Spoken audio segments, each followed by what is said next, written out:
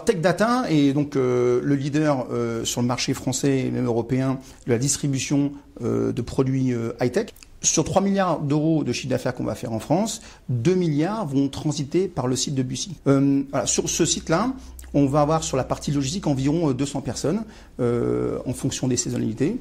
Et on va dire que 38 à 40% de cela sont intérimaires. On va venir par la suite, d'où mon besoin de travailler avec une société comme Heming pour développer des projets d'économie et de performance. On avait 2 projets. Le premier d'entre eux est donc de revoir complètement la façon de gérer notre intérim. Auparavant, les managers passaient beaucoup de temps à appeler chacune des boîtes d'intérim pour essayer de trouver les bonnes personnes, les plus adéquates.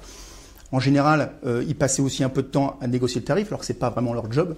L'idée, c'était de recentraliser tout ça, de demander à Heming et leur équipe donc de bien segmenter les différents types de profils et ensuite après de faire un vrai cahier des charges et de faire un appel d'offres. Ça c'était la première mission. À l'intérieur de cette mission, il y avait aussi un autre besoin qui était de dire plutôt passer du temps les managers pour appeler les différents boîtes d'intérim, directement passer par un système en SaaS, un software as a service, qui permettrait de dématérialiser cette gestion.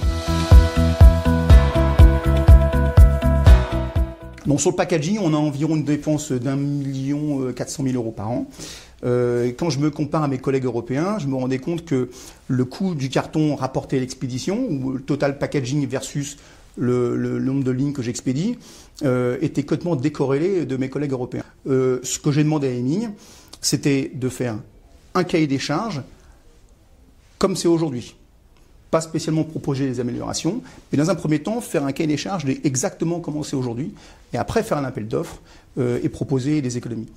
Au final, on a choisi il y avait différents scénarios possibles, on en a choisi un qui nous a permis de gagner environ 38% d'économies, donc c'est assez significatif. Du coup, on va passer d'1,4 million à 1 million environ de coûts de packaging sur l'année, tout en gardant exactement la même qualité, le même besoin, le même cahier des charges.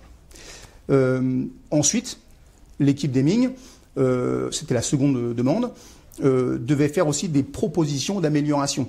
Donc revoir légèrement nos cahiers des charges, peut-être baisser en qualité sur certains trucs et puis remonter en qualité sur d'autres pour pouvoir faire l'économie supplémentaire pour l'année prochaine.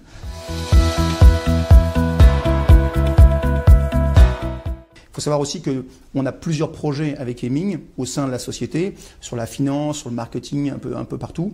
Donc du coup, c'est vrai que ça crée aussi, comment dirais-je, soit une appétence des équipes, mais en tout cas une meilleure connaissance qui se bâtit avec le temps.